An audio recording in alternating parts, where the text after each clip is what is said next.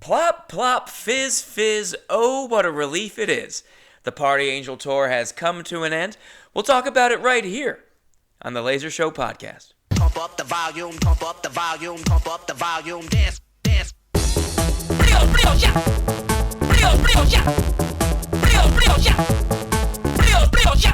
Yeah, what do you think about that new sequence of events for the intro there?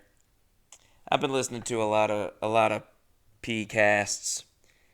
Just got back from 8 days on the road, the end of the tour, and I was listening to a whole lot of P-casts. That one I stole the intro from the Locked On Panthers podcast. I think that sounds pretty cool. He'll say something.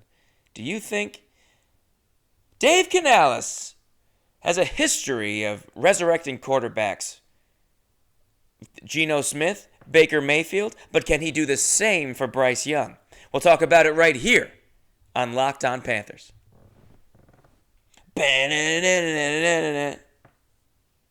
So that's kind of what I was trying to do. And I'll steal various beginnings and cadences from various podcasts. Maybe from now on. Maybe I'll switch it up.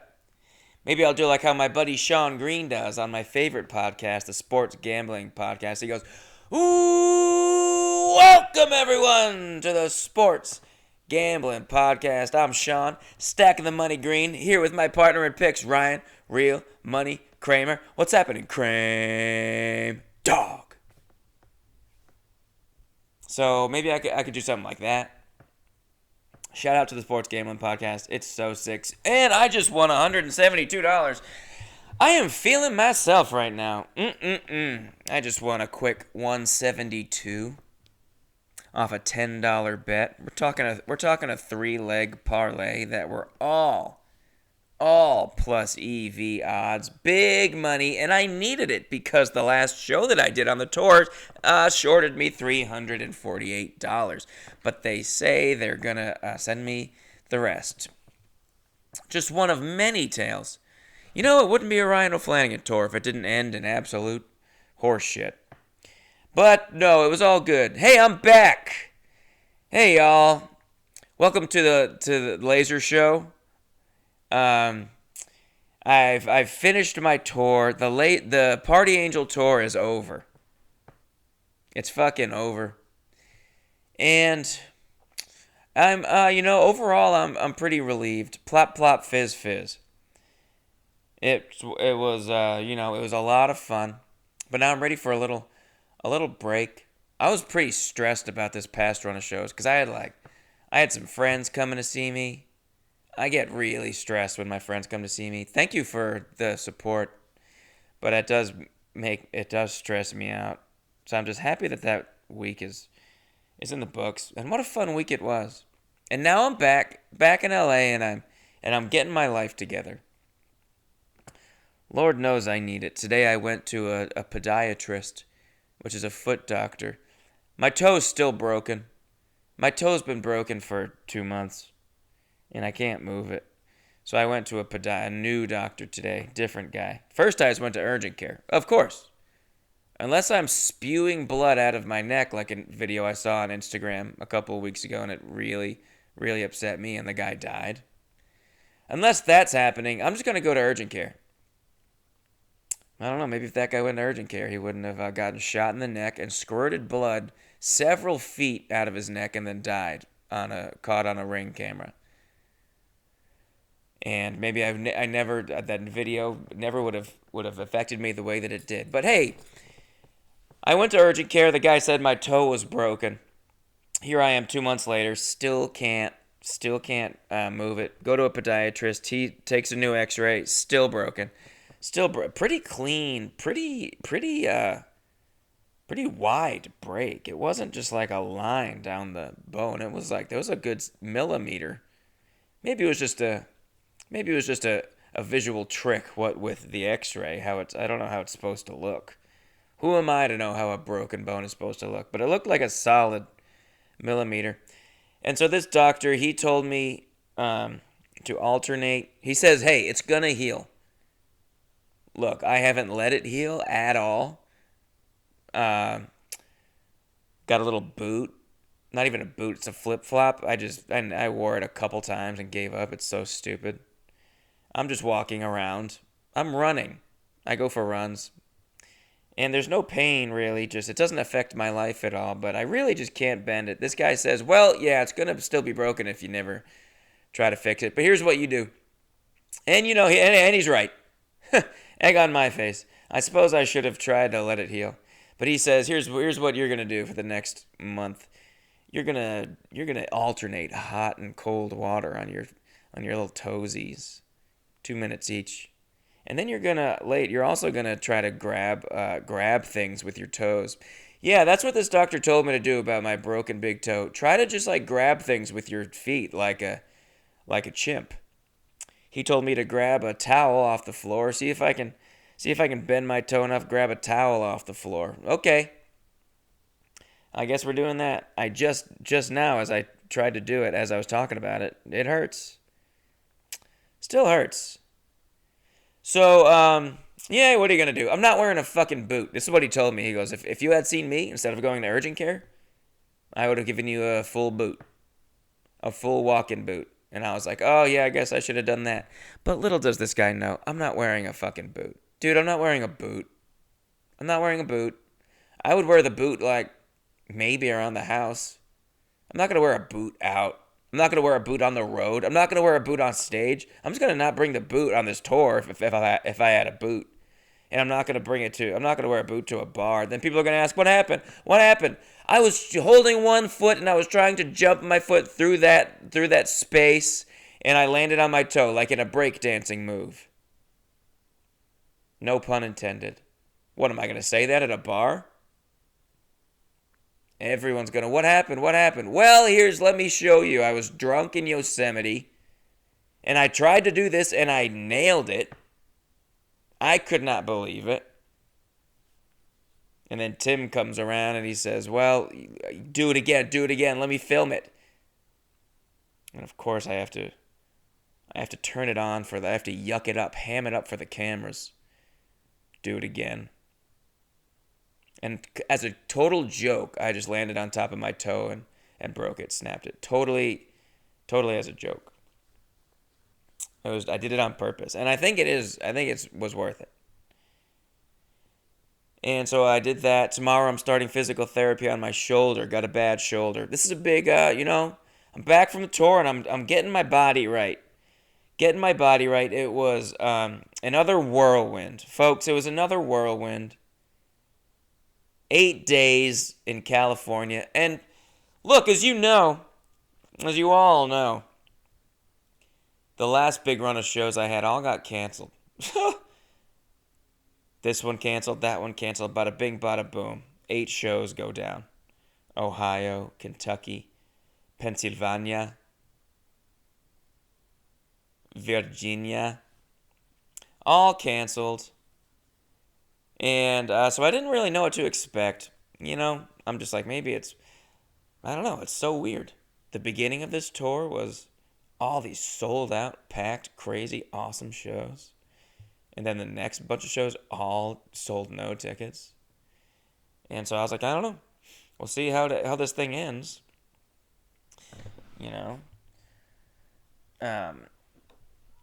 So my first show, it's in Santa Cruz. I'll be honest, I'm still profoundly hungover from Shrek Rave at this point. Can you hear this girl? Ugh. Hope you can hear my annoying neighbor. That's Heidi. Heidi, shut the fuck up. She's yelling. Heidi, it's 9:26 p.m. If I just start screaming at her. Heidi! Okay, thank God she stopped. She was hooting and hollering about something across our windows face each other. I know her name's Heidi because I heard her say it one time on a Zoom call. One time I blessed her. I probably talked about this. One time she sneezed and I blessed her and she said thank you. And that's the only time we've ever really spoken. But I know her name's Heidi. She doesn't know that I know her name's Heidi. I could really use it one of these days. Anyway, This California run of shows. A lot of them through Stu. A couple of them through me. Start off in Santa Cruz. Same guy that booked my show last year in Santa Cruz, where we went absolutely ham-bone after the show. Same guy. He's like, let's run it back. Different venue. I do a show at a place called the Crepe Place. It's called the Crepe Place. And I didn't know what that was, but a couple of people I talked to from the area leading up to this were like, oh yeah, the Crepe Place is cool. People know the Crepe Place. It's like it's an institution, the Crepe Place. It's a place that makes crepes. And I realized I don't really know what a crepe is. It's like dough with like some sort of a cream in the middle. Here, I'm just going to Google it. What is a crepe? And I'm sure y'all want to know too. It's a thin, delicate French pancake that can be sweet or savory. Yeah, that's pretty much what I said. So there's nothing in the middle? I thought there was something in the middle. Unleavened batter or dough cooked on a frying pan. I know this is very riveting for you guys. Hey, if you guys know anything about crepes, listen, they're unlike pancakes, they don't contain leavening agents like baking powder or baking soda. So it's like a thinner batter. 'Cause I'm a crepe. The show was great. And they're thinking about doing more. It was the first comedy show they've had there since pre-COVID. And it was Neil Hamburger. So it was the first comedy show since Neil Hamburger. And it went great. But the most important thing that happened is that I received a T-shirt. Thank you, Emily. Bring me a T-shirt. Do bring me a T-shirt or a Fabergé egg or stickers. I love gifts. Shower me with gifts and praise. And show me your tits. Or just do what Emily did and just give me a T-shirt. This T-shirt, Emily, I bet she's listening to this. What's up, Emily? Big listener of the podcast. She got me a reference to something that I said on another episode of the podcast. Now that's a listener Laser Show right there. We'll talk about it right here on the Laser Show podcast. The quote was, Calvin Coolidge is my Mount Rushmore, which I did on my road trip episode. Nice little reference to one of my really early episodes. We're talking 2021. That road trip was October 2021, and I went to Mount Rushmore, and I thought it was cool. And I'm so, you know what? I don't subscribe to the Mount Rushmore hate. Oh, it's smaller than you would think. Oh, sorry. The giant rocks that are carved like presidents' faces were smaller than you thought it was going to be. Are those 80-foot carvings of men's faces that looks just like them? And was made with dynamite? Oh, I'm sorry. Is it not as big as you thought it was going to be? Man, fuck you! Man, what the fuck is your problem? So I got a T-shirt. Shout out to my friends Carly and Kyle, who also came to the show. Great to see old friends, newly engaged. Let's keep it going for the newly engaged Carly and Kyle. They had just gotten back to Santa Cruz from a New York trip, and they had just gotten engaged. And the first thing they did to celebrate was to come to the Ryan O'Flanagan show. And then we went to, so the show is over, and a bunch of us go to a bar across the street that you're allowed to smoke in. Cigarettes. The last smoking bar in California. The last indoor smoking bar in California is what I was told. And then 3 days later, I went to another bar in another town, and you could smoke in there. So, Chris, just so you know, that's not the last smoking bar in California. I went to another one. I got a video of us smoking in there. It's pretty cool. But, really felt like absolute garbage the next morning. Absolute garbage. Sore throat. Hungover. Do a little... Oh, Kyle hits me up. Kyle gave me a little tour of his brewery where I got my second shirt of the trip. I got a shirt. Kyle gave me a shirt of this brewery that he worked. I got a tour of a whole brewery called Discretion Brewing in Santa Cruz. It's in the Socul district. And I learned all about how brew. I've never gotten to go in the back before, but I got a cool T-shirt, and so I've got to show you these T-shirts. It's a bright orange T-shirt, and I say orange, and for a while I was trying to stop saying orange because people make fun of me. They're like, it's orange, but I say orange, and my whole family says orange, and we're from Massachusetts. And so I was trying to say orange, but you know what? Someone talked me out of it recently. They're like, just say it how you say it. Don't bend the knee to people who say orange, which is a lot of people. One time I was at Providence Airport, like a couple of years ago, and I was really getting bothered by this at this time in my life, and a woman in front of me at Dunkin' Donuts, she ordered orange juice, and she was so, can I get some orange juice? And I was like, I guess that's how people say it around like where I'm from. But it seems pretty unpopular. But but now I think about it every time I say the damn word. Anyway, I got this orange T-shirt, because I don't own a single orange T-shirt. And there was a lot of other shirts that they had that I would definitely like more commonly, more quickly wear, more usually wear. But I got so many blues. I got grays and maroons. Blue, gray, maroon. Over and over. I don't have any bright ass orange. So I'll show you guys a picture. That was fun. Next day, go all the way to Santa Rosa. Beautiful wine country. This is where I meet up with my boy. Oh, first of all, so I did this show last year on a Monday, and 18 people came out. Pretty small crowd. Pretty quiet, small crowd.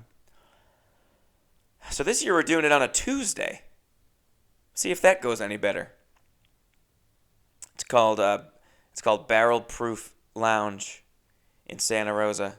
Really cool spot. Really cool building. Bar in the front, separate little courtyard in the middle. Little in the middle. And then a stage and a showroom in back. Cool. I do the show, I get there, I go see the owner of the place who asked me to do the show. I go into his office. I go, "Hey, dude, good to see you." Because I did the show last year. Hey, man. I go, "How are ticket sales looking?" He goes, "Not good." That's a quote. "Not good." And I said, "Less than last year?" And he goes, "Yeah." But guess what? A bunch of people showed up, last minute. And it ended up being like 30 people. Bada bing, bada boom. Good show.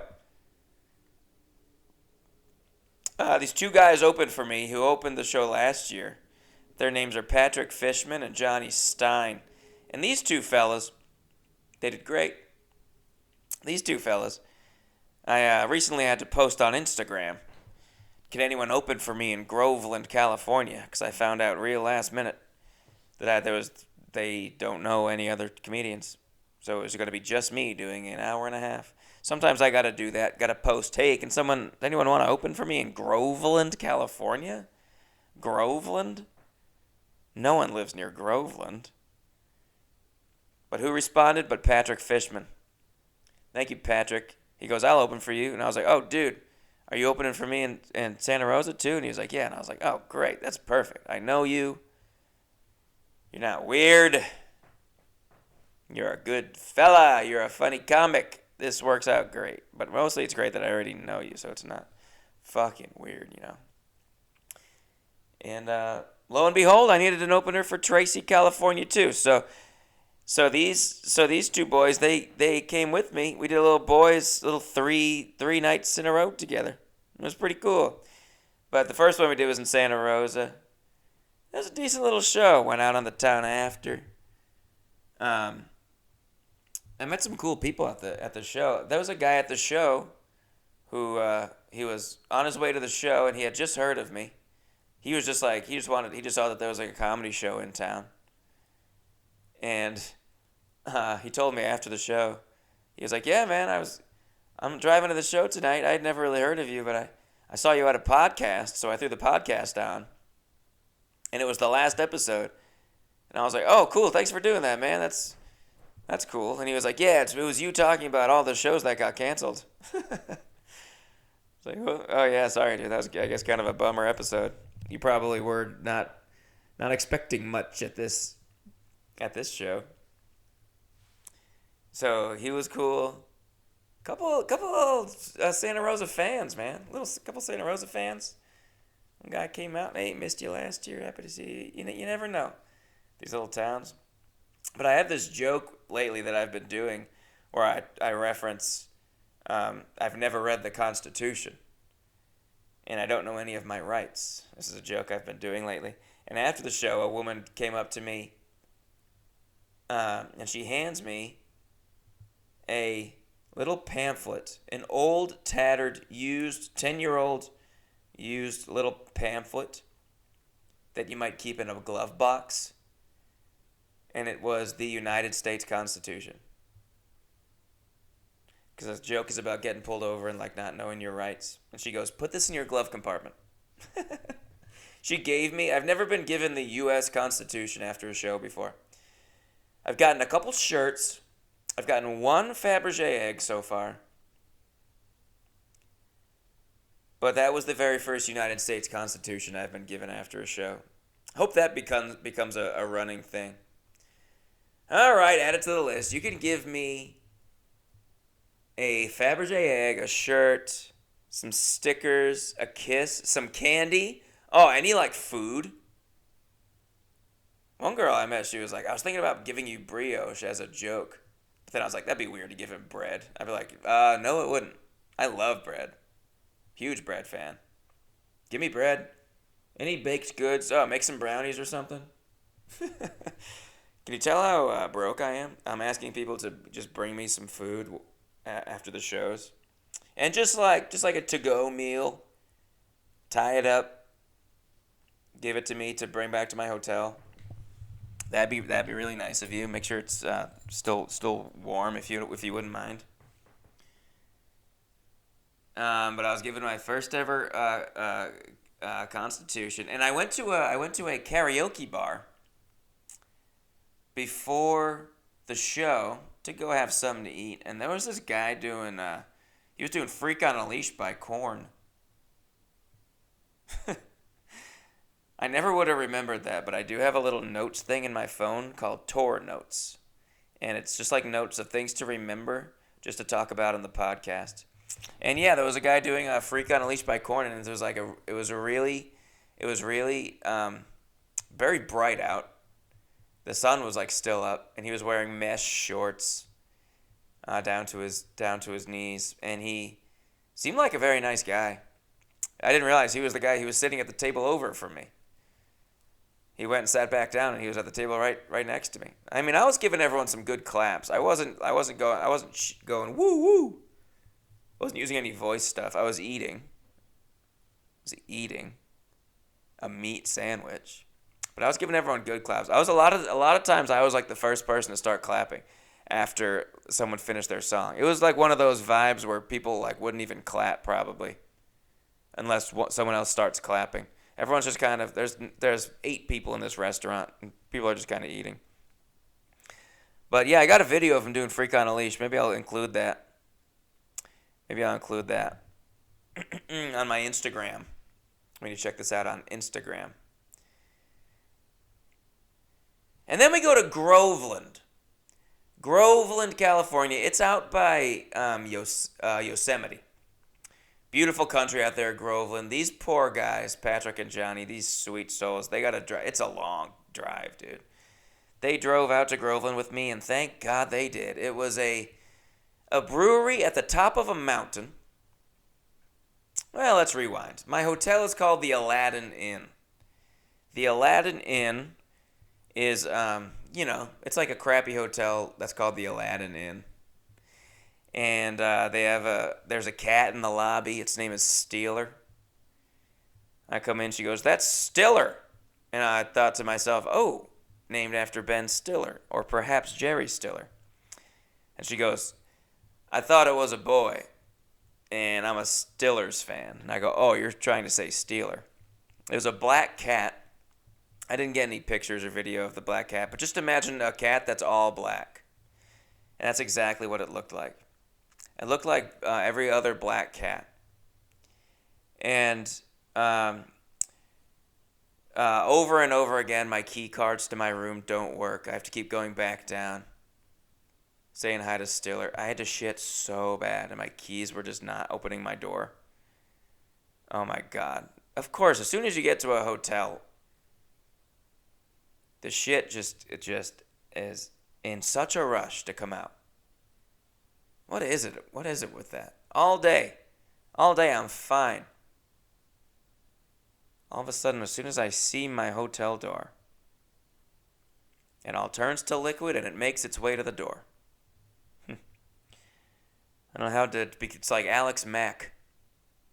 It just collapses into a softer texture, and then it really starts heading for the exit. Groveland was cool, and the drive over to Groveland was it's about a 3.5 hour drive, I guess, through like wine country and then through just like the California farmland. And I drove through a town called Copperopolis. It was called Copperopolis. And I thought that was really cool, so I pulled over at a diner it was like a kind of middle of nowhere town. And there was like a diner that said it was open. Or it didn't say diner. It said something. It said open, and it was a building. Oh, saloon. That was the word. It said saloon. And I looked it up, and I saw pictures of food. So I went in, and I said, hey, let me get a food menu, little lady. Girl behind the bar. Random Coppolopolis girl behind the bar. Pretty cute. So what are you doing in Copperopolis, babe? You want to come with me to Groveland? Just below this popsicle stand. What are you doing in Copperopolis? I imagine they were mining copper or something. Why the heck else would you name a town Copperopolis? But anyway, she goes, we don't have food. We only have food on the weekends, you fucking idiot. And I said, oh, see you later. Got back out into the 96-degree heat. Hot day. The hottest day of the trip was driving all the way to Groveland. And get to my hotel, the Aladdin Inn. Finally, I'm able to get in. Shit hard. Do the show. It's at a brewery at the top of a mountain. So me and the boys, we drive separate. They got there later than me. We got to drive. It's a windy mountain. It's just climbing straight up a mountain. And I was like, the show is up here. I'm winding through this mountain, and the GPS is like, you're 3 minutes away. And I'm like, wow, I'm on the side of a mountain. Then you get to the top, and the brewery is up there. And, phew, yeah, man, they were really nice. The people were really nice. People that owned the place seemed stoked to have a show. The show was okay. It was all right. Yeah, it was fine. They had like good food, and they let us drink for free. And they gave us 20% off food. And then sold maybe a teeny bit of merch. It was kind of okay. But imagine me having to do that on my own. It was like a really a lot of very white walls. Very white walls, and then bright windows. And there was pouring in light, and we started the show in broad daylight.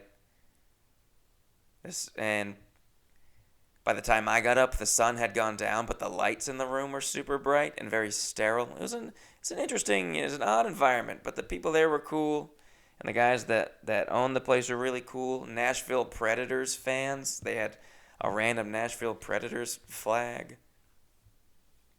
Go Preds! And the show was okay. And then we got Lord knows, we drank for free all night, and then we got to drive back down this mountain in pitch black. I'm lucky to be recording this podcast right now, folks. I could have and should have gone flying off a cliff to my death. But I made it back to where I was staying. Oh, the Aladdin Inn, by the way, is not in Groveland. It's in beautiful Sonora. And I'll be honest, I love Sonora. There's a little downtown and a beautiful little street with like shops, and everything's closed except for 2 bars by the time we get back. And of course the boys want to hang out with me. So we go to a bar called Zane's Iron Horse.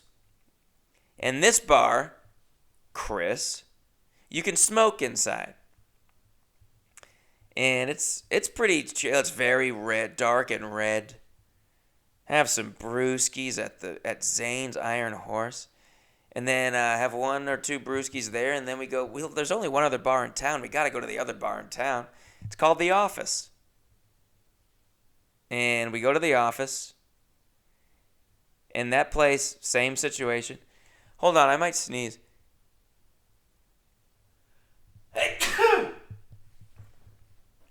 Wow. This is the end for me, I guess, huh? I guess once someone sneezes on a podcast, it's like when someone coughs in a movie. Once someone sneezes on a podcast, it means they're gonna die. Well, good luck. Good luck, Grim Reaper, because I just made it all the way down that mountain back to Sonora.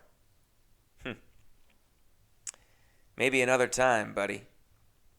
I just dipped my toe in ice and then a hot bath back and forth, and now I'm about to pick up a towel with it after this podcast. That's my plans for the night. And then I'm going to watch House of the Dragon. New House of the Dragon just came out. House of the Dragon. It's a show about a Chinese restaurant.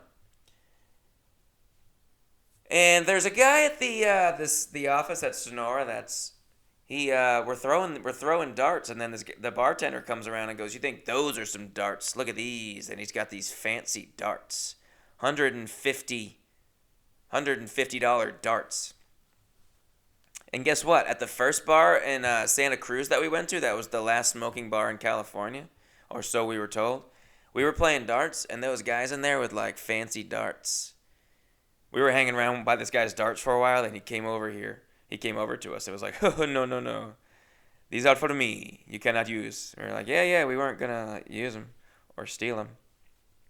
So this is now twice on my trip that if you can smoke in a bar, chances are there's people in there that have really expensive custom darts called bees. This guy had bees. I really like the bees. They're just little fat boys. I like throwing the bees. So I throw 2 bees. I get 2 fucking red bullseyes in a row. I'm not kidding. Well, my first bee I threw was like, it was something else. But then the second 2, middle bullseye. That's what's cool about the bees. They swarm. They can both fit in one little. I could not believe it. You could have knocked me over with a feather. And then we got distracted and stopped playing. But that was the last thing that was ever thrown was me throwing 2 fucking center bullseyes in a row with these 2 bees. And then the next day we go to Tracy, me and the boys. This was the town that I had heard the most negative things about. Every time I go, I'm going to Tracy, people go, "Oh, geez, you're going to Tracy? Yikes. Yikes." And yeah, it's a whatever town. People say it smells bad. I didn't think it smelled bad. And guess what? Best show of the trip. Theater. The Grand Theater and Center for the Arts. They have a little black box theater on the side, and therein lies where the show happens. And jeepers, fucking 60 people came out. And they were ridiculous. They were laughing so hard at everything. It was awesome. All of us killed, all 3 of us. It was so good to see these boys happy. Like these fucking boys, they came with me. They're doing these shows with me that have both been like, they're fine. They're fine show, and they're driving super fucking far just to like pretty much break even with what I paid them. That's not true. They bought a hotel. So yeah, maybe they made a little bit of money. But I'm not making a lot of money myself. They were like, it's love of the game, dude. They just love it. And so I was so happy to give them a good show. Tracy was really fun. And they were going to drive home after Tracy, but Tracy was just so damn fun that they stayed in the hotel room. They got a hotel. The club gave them a hotel room for the night, and they were going to just not even use it and just go home. They were like, fuck it, let's just stay. They both had to work in the morning. They just had to get up early and fucking haul ass to work. So I was very happy to give him a good show. There was this fucking guy. So this it's a Comedy Zone. It's called a Comedy Zone, and they have one in Charlotte. Man, maybe other places. So, but it's like a real like club. They've expanded into this black box theater off of a bigger theater in Tracy, California. So I got to imagine they have some other locations. And so this guy goes up. He's like, he just works at the theater. He's wearing like a shirt, a polo shirt that says Grand Theater. And he's like giving us the prep before we go on, giving us the whole prep, because it's such a professional place. There's like, they tell us the whole deal. This time, and you get this, and you can do this, and you can't do that. Very, very professional. If you need anything, but here's the tech guy, blah, blah, blah. That guy, who gave us the whole spiel right before we're about to go on. He's like, so you get this much time, you get this much time, and I'm going to go up, I'm just going to do like 2-3 minutes and just let everyone know what's going on at the theater. But honestly, this is like the last weekend of the season, so there's really not much coming for the theater. So I don't know what I'm going to talk about. We were like, yeah, cool. Do that. Make it snappy. This guy goes up. Saucy little gay guy goes up, and he just fucking rambles fucking incoherently for 10 minutes. The show started at 7 o'clock on the dot. He went to 7:10 on the dot. He did a 10-minute set of like crowd work and talking about a wedding that he's going to that weekend. And it's just brutally weird. It's not funny. It's not really like a set. I don't know what it was. I don't know what he was doing. He wasn't saying anything about the shows that were coming up. So I'm like, I guess he's like doing a set. And me and the guys are just backstage like, fuck, dude. The crowd was so hot and fun coming in, and like this guy is just fucking ruining it. Like, dude, shut up. He gets off. Johnny goes up to host. Johnny fucking demolishes. Thank God this crowd stuck with us. They were so cool. And Patrick goes up. I do up. We all do great. And I did get a tour of the big theater. The guy that I'm complaining about. Bless his heart. He was a nice guy, and he gave me a backstage tour of the big theater. He let me go on the stage, and that was really cool. Tim McGraw performed there. You know, I like Tim McGraw.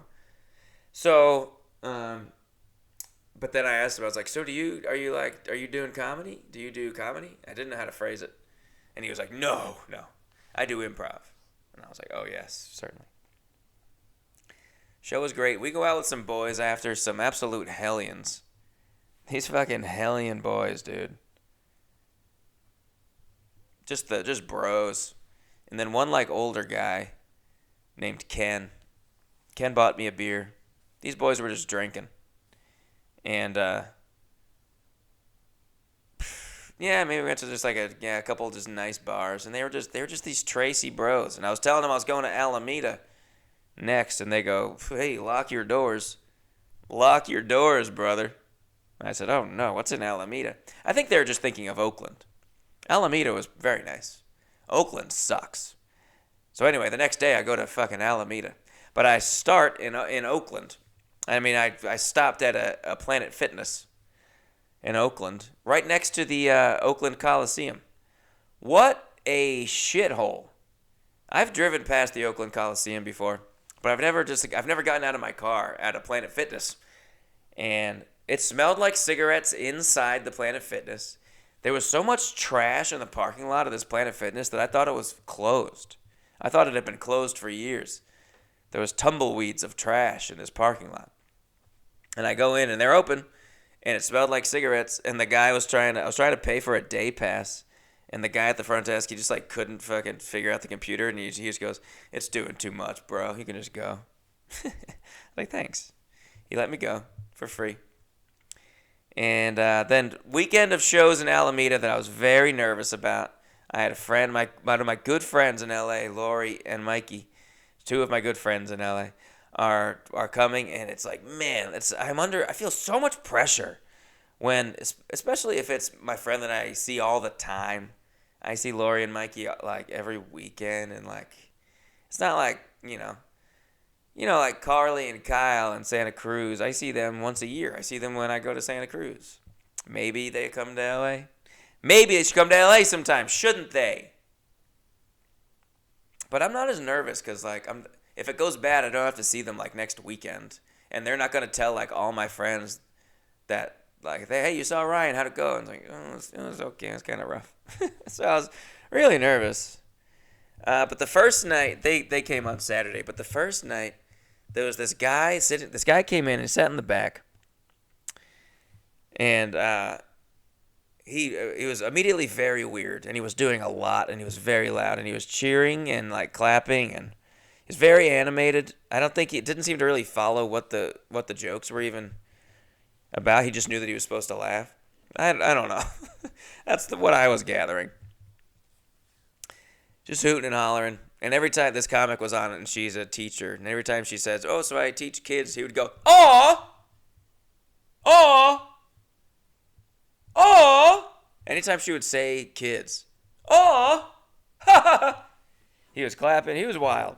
He wasn't like being a jerk or anything. He was just like doing a lot. And I was like, oh, okay. And I went up, and thank God this guy was here because there was a lot of jokes. He was the only one who laughed, man. This crowd was a little tight. They were fine. They were the worst crowd of the weekend, but they were just like a bunch of older crowd. A lot of old people. What are you expecting? There's a table of just like the oldest fucking people. Just like like elderly people. What do you think the comedy show is gonna be? I think it's like you're thinking of vaudeville.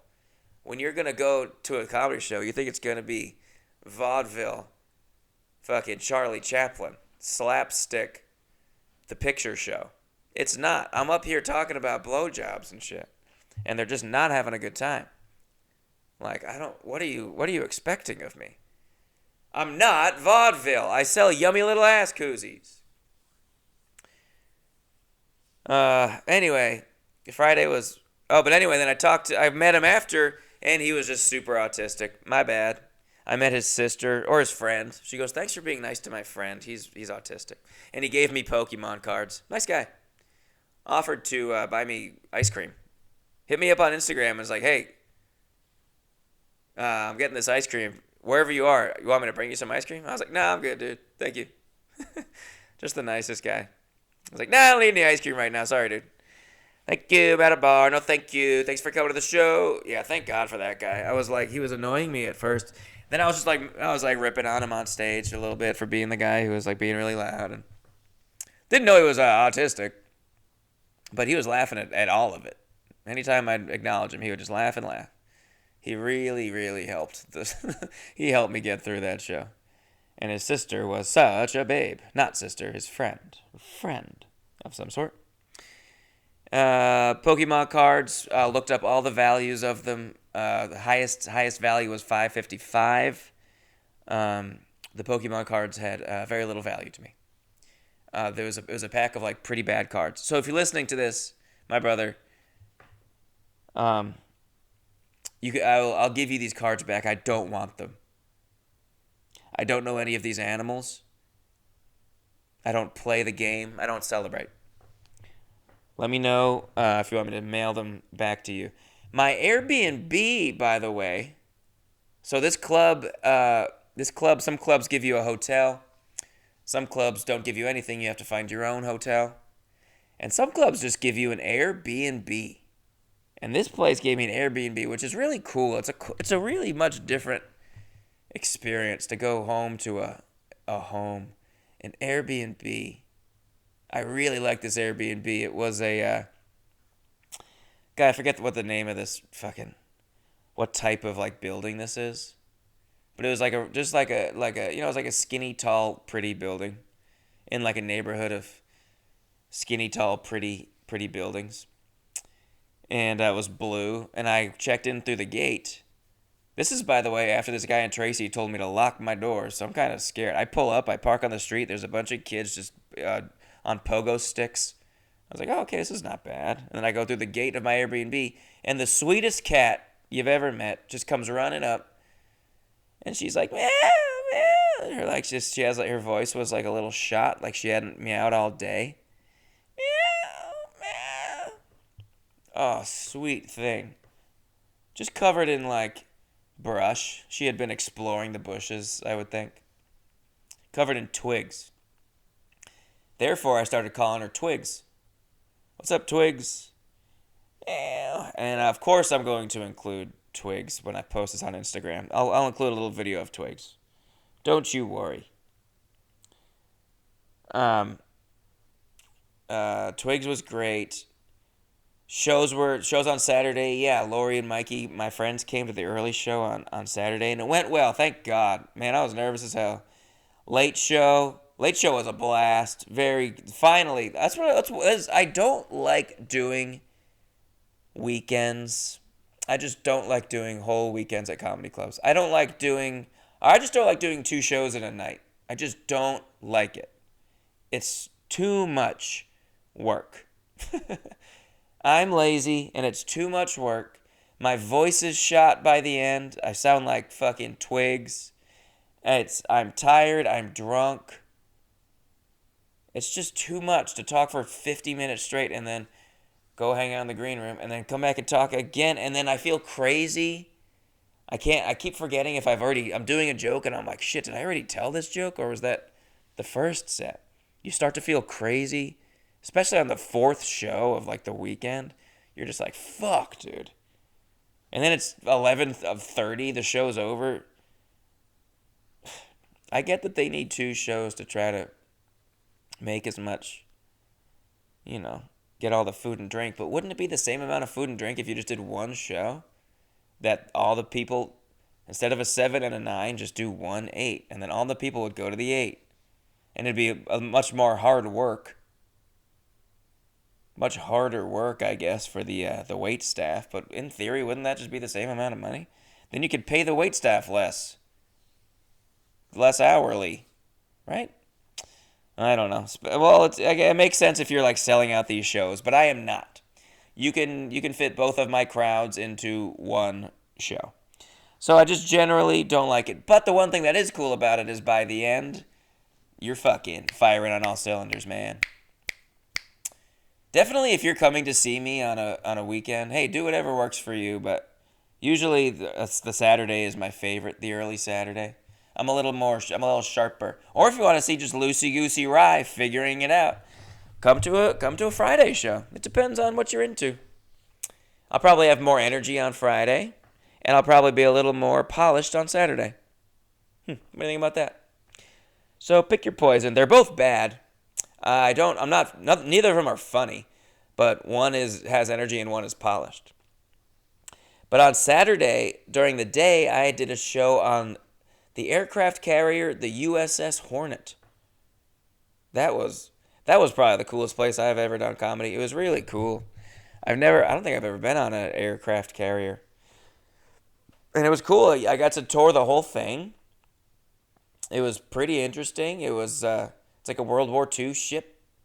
After the Apollo 12 mission and things fell into the ocean and they had to go be retrieved, this was the ship that retrieved the things that went into the ocean for Apollo 12.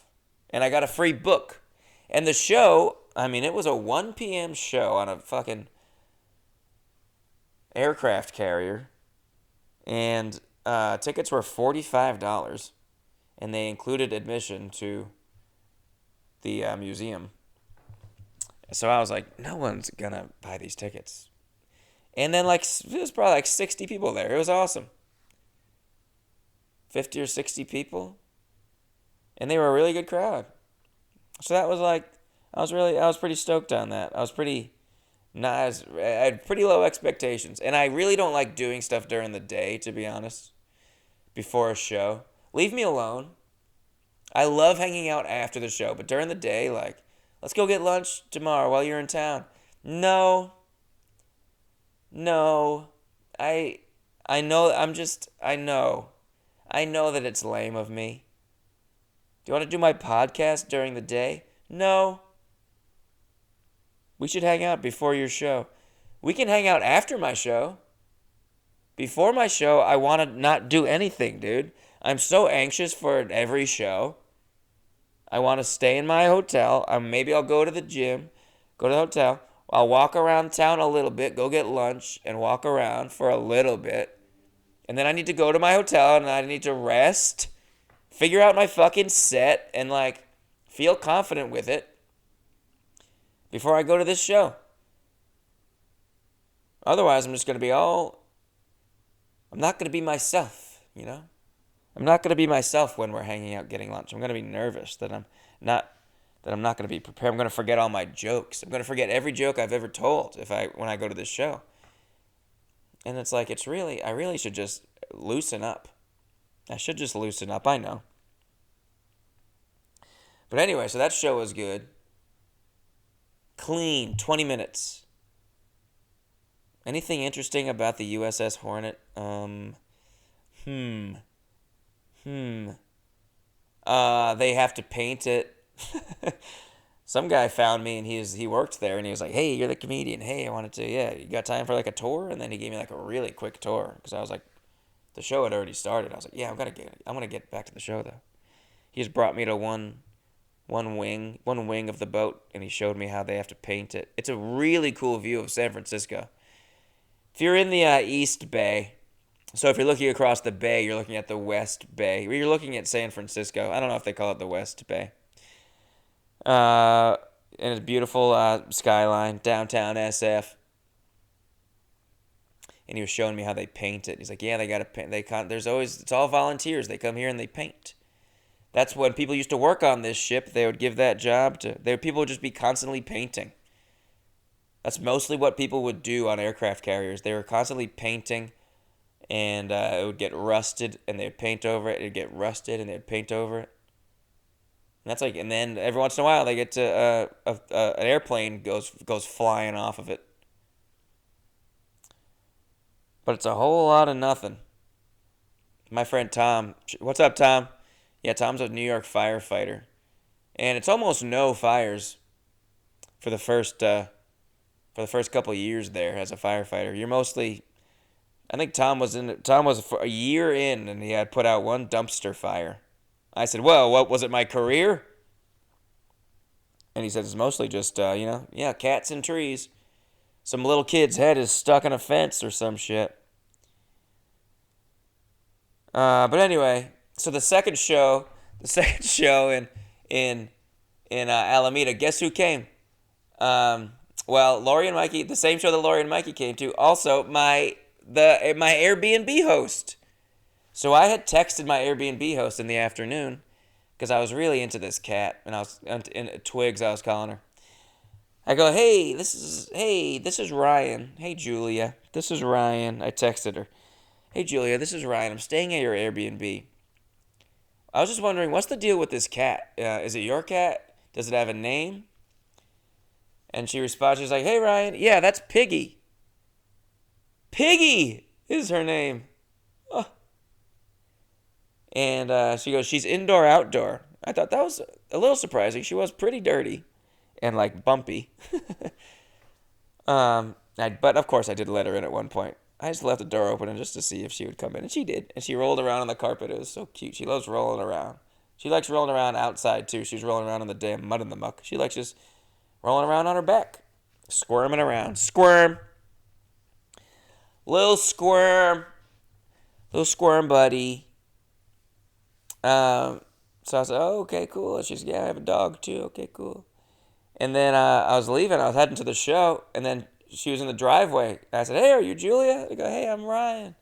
And she goes, "I'm actually coming to the show tonight. I'm bringing a whole bunch of friends." No fucking way. My Airbnb host came to my show.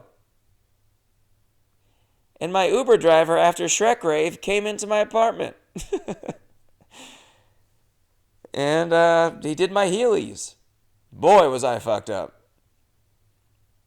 Hey, sometimes you gotta go to Shrek Rave and just bring your Uber driver and bring this couple that you met on the sidewalk after Shrek Rave that just come to your apartment and they put on EDM music on your TV and turn the lights off and turn the AC on right in their face and they just fucking grind and dance in front of your TV till 4 in the morning.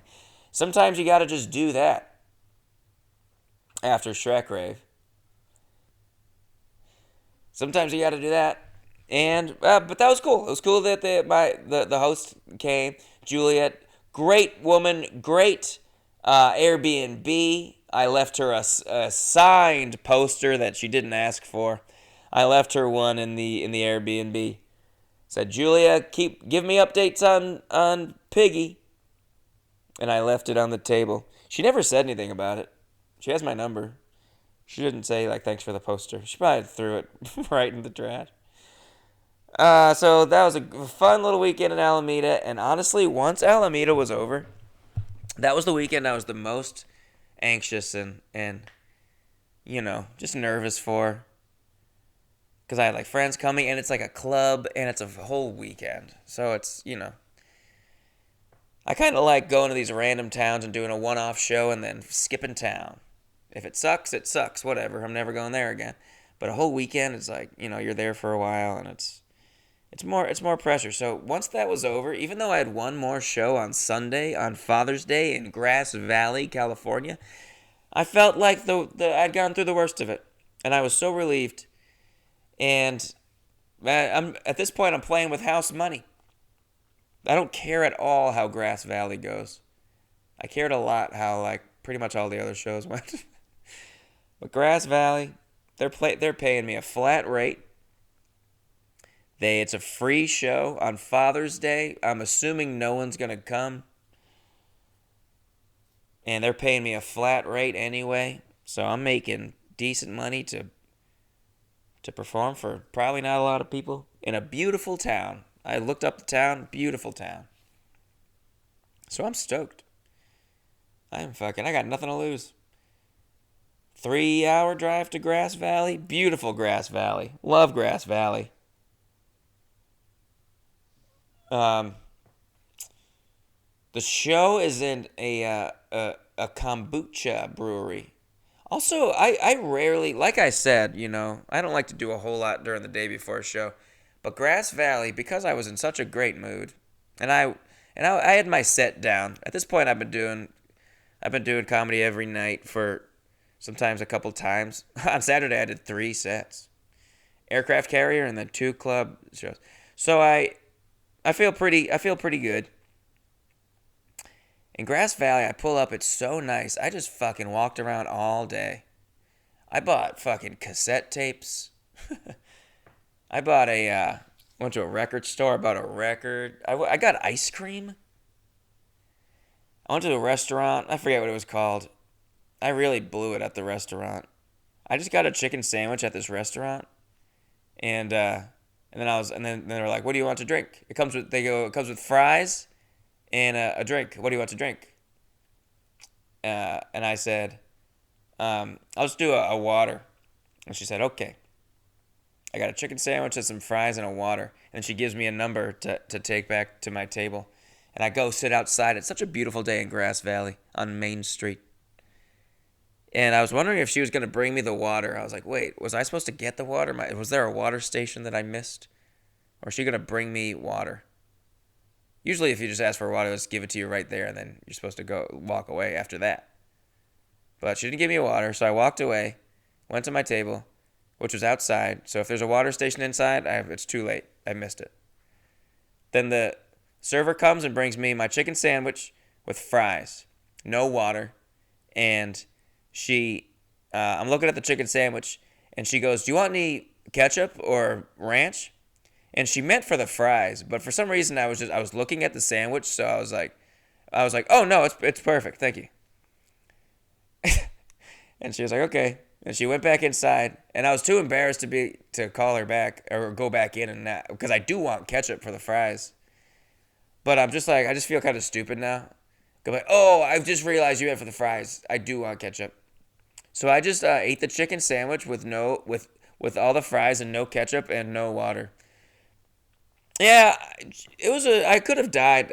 Out of sheer embarrassment, I could have choked. But then I went and got ice cream and just had just a lovely day in Grass Valley. And then I go to the kombucha brewery, and it's fucking-gantic. It is the biggest venue you've ever seen in your life. They got like a little stage. They do have like a real stage. I'll give them that. But just wide open. It's a brewery. There's like people playing ping pong. It's pretty empty. There's in this huge brewery, there's maybe like 10 or 12 people there. People are playing ping pong. There's like a guy with a young daughter. They're doing like a claw machine, and there's pinball and, Galaga, Pac-Man and stuff. And darts, more darts. But it's pretty empty, and they have like 30 seats set up right in front of the stage. And it's about 20 minutes before the show was advertised to start, and there's no one in any of the seats. But we decided to, and I literally, as soon as I walk in, I say to the bartender, because there's like clearly no one there, and I was like, yeah, if no one shows up, we can just cancel it. Because I was just, hey, my work was done, man. I'm chilling. But she was like, no, I think people will show up. It's impossible to tell because it's a free show, so there's been no ticket sales.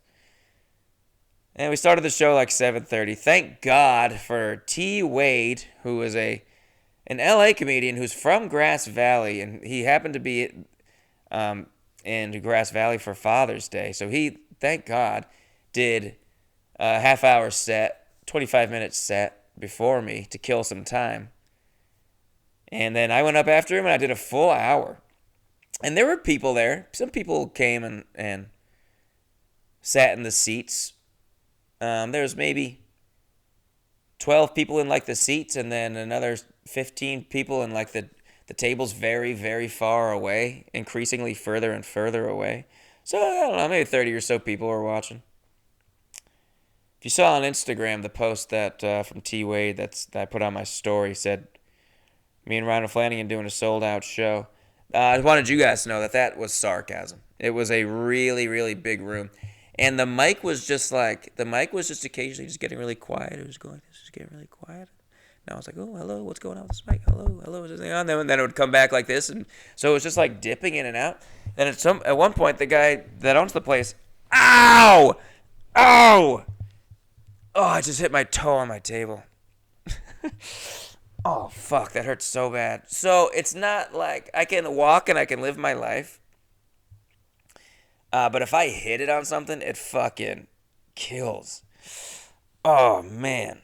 Well, I guess I should start picking up this towel. I gotta wrap this story up and start picking up that towel, or this toe is never gonna heal. Anyway, so I'm doing this. The bike's going in and out.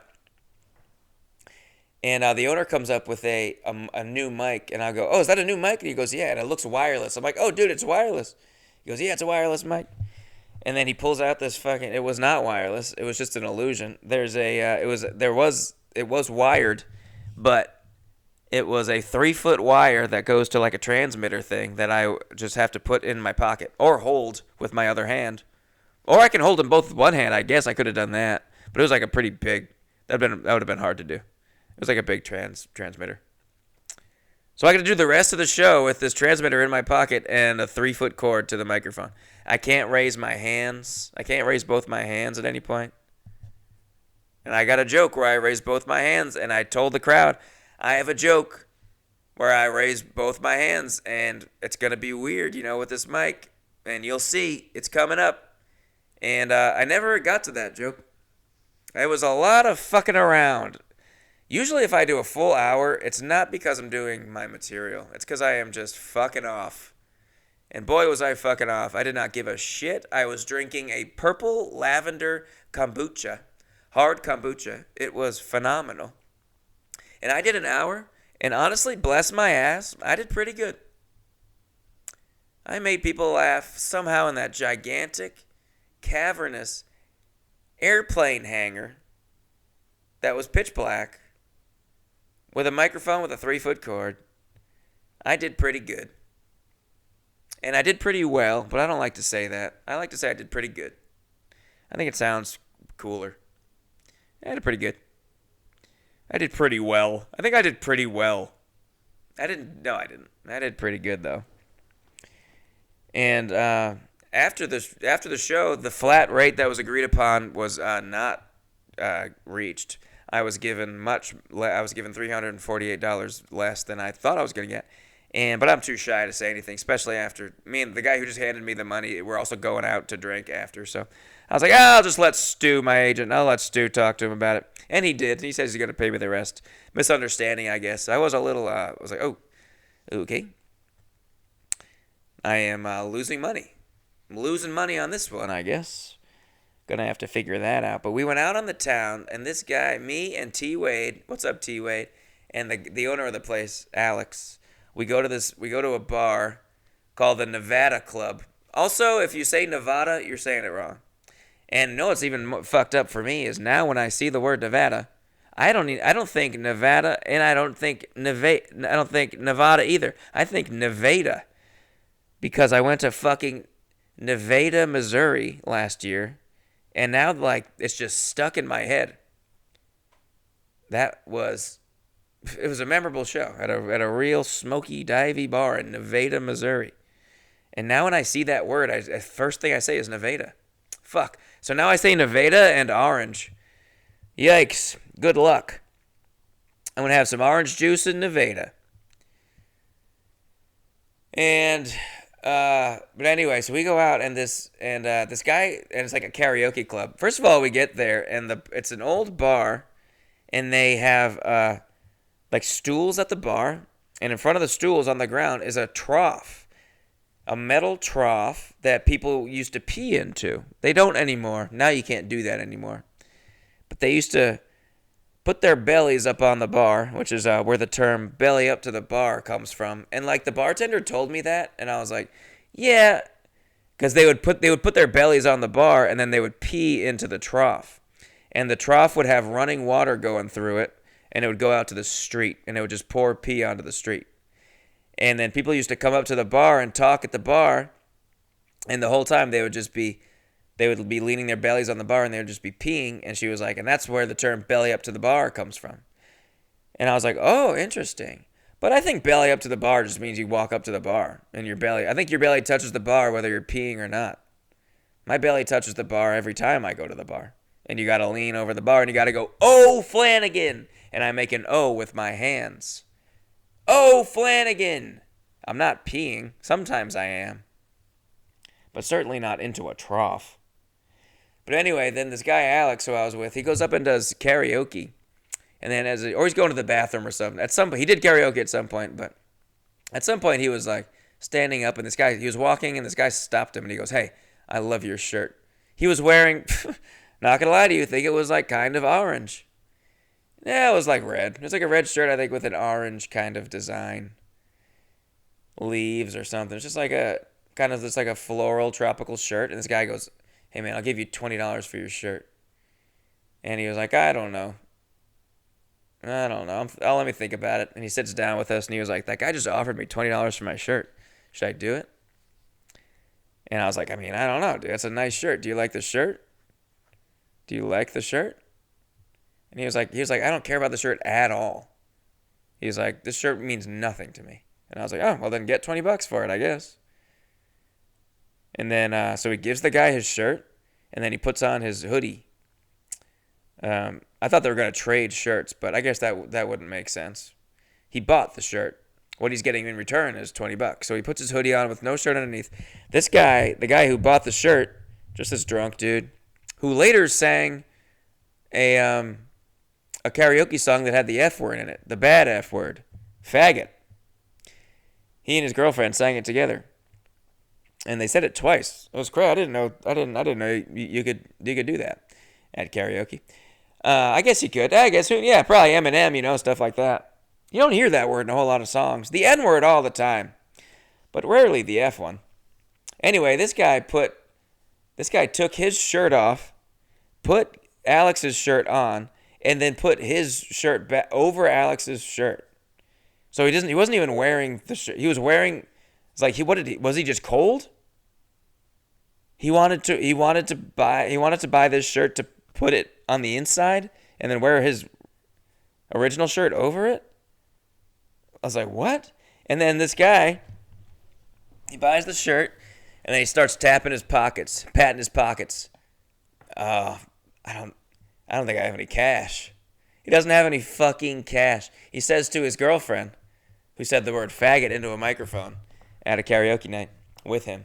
He goes, babe, do you have any cash? And she goes, I don't have any cash. And Alex is just like, Jesus Christ. He's like, just buy us a round. And the guy bought us a round of Fernet shots, which was, you would think, more than a $20 value. But, I mean, not for Alex. Alex just bought us shots with his shirt. So thank you, Alex. The shots were delicious. I mean, they all left that night. I really wanted to celebrate this night. That was not my last shot of Fernet, let me tell you. My tab was $120 at this super, super cheap bar. Beers were like $4. So I was celebrating. I was buying shots and drinks, and I got shit-faced. And this couple had come to the show all the way from Reading, 2.5 hours. They were big fans. They saw me in Remo Sriracha. So I met a couple of fans. There was another couple that came, and they drove an hour to come to this random fucking show in Grass Valley at this huge venue. Just like, by all accounts, like, not a great show. Like, just not a good show to go to. But if you're a fan, hey, I mean, that's cool. Like, I imagine someone that I'm a big fan of and I can go see them in a venue like that would be so cool. But, I mean, it can't be that cool for these people. Like, I'm not that funny. Like, these shows, I don't mean to, hey, don't, shut up, Tony. I don't want to hear it, Tony. Tony says I'm too down on myself. But, I mean, I wasn't that great in this show. It was fine. It was like a huge, empty, it was like a really quiet, awkward show. You know? I know when a show's not a great show. I'm a great comedian, goddammit, but I know when a show is not a great show. Okay, can I say that, Tony? You fucking prick. But anyway, this couple came from Reading, 2.5 hours, and then they came to the Nevada Club. Oh, bada bing, bada boom. We are getting fucked up. I'm celebrating. And all I wanted to do was really go to bed at midnight and then drive. I have to drive like 7 hours the next day back home. And all I really wanted to do was just go to bed. But then these people came out. Uh-oh. There we go. 4:30 in the morning. Here we are in my hotel room drinking warm beers that I got from Kyle at Discretion Brewing in Santa Cruz. He gave me a box of beers to take with me. Thank you, Kyle. We're drinking these beers, these warm beers that were in my trunk, and we're putting chunks of ice that I'm chipping off with a Swiss Army knife from my little mini fridge, and drinking beers like that till 4:30 in the morning. And then they leave. They left. I wanted to keep. I was like, breakfast is at 6. Just stay for breakfast.